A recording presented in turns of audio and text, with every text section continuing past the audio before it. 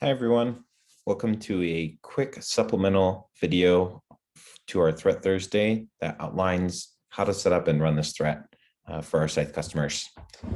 So this does have some additional files that you'll need to download and put in the SCYTHE virtual file system in order to run it correctly.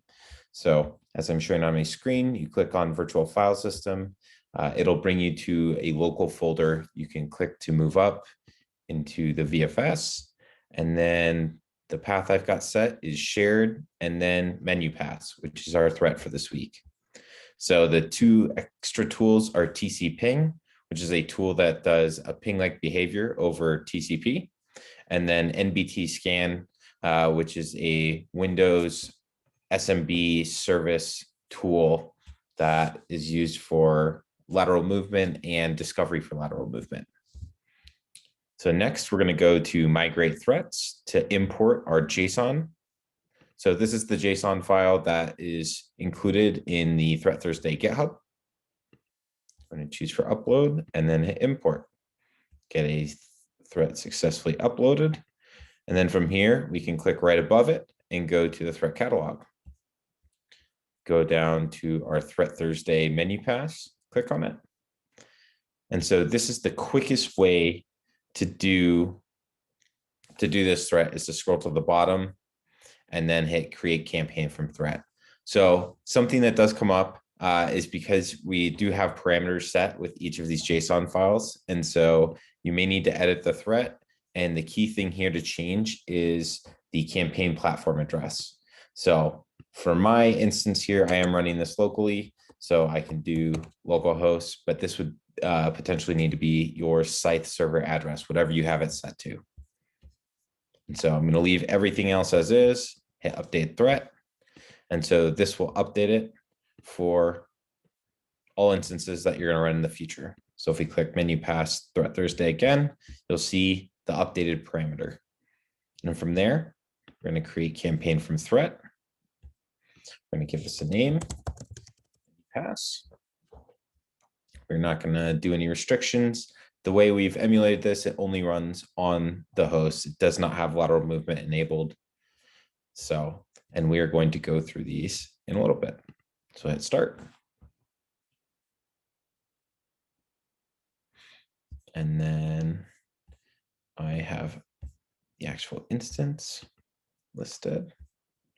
So what I'm going to do is on that machine, I'm downloading the payload and then running it. So now that it has started, as we can see, device name has done a callback, and we're going to let that run. And while that's doing that, we're going to go back to our threat catalog and let's start diving into what this actually does. So this emulation plan was built sort of in right next to the MITRE Ingenuity Center for Threat Informed Defense, or SCYTHE, as I like to call it. They released an emulation plan for menuPass. And so this is a SCYTHE adaptation of that emulation plan. I'd encourage you to go listen to the video if you haven't already, where myself and Shane from MITRE talk through menuPass as an adversary and some of the sort of interesting tradecraft they do. So this is a pretty simple emulation plan overall. It's a lot of discovery and then downloading tools like TC ping, as you might have noticed that we uploaded earlier, and then running that. Same with NBT scan.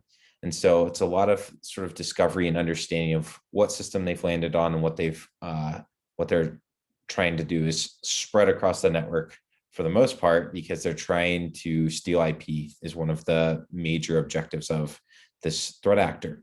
So even though we don't have lateral movement here, we do have we have the per host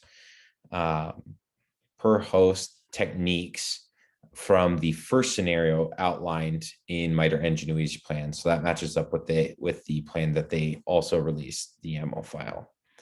And so once after that initial discovery is done, we then go and try and test to see whether we're in a high integrity process. And then we try and run Mimikatz and then create a file. This is SCYTHE's way of trying to create a more safe way of emulating exfil. So we're creating our own document into the recycle bin, and then we're exfilling that document. Again, this requires root privilege to run. If not, then it'll just skip these steps, so the emulation will still take place.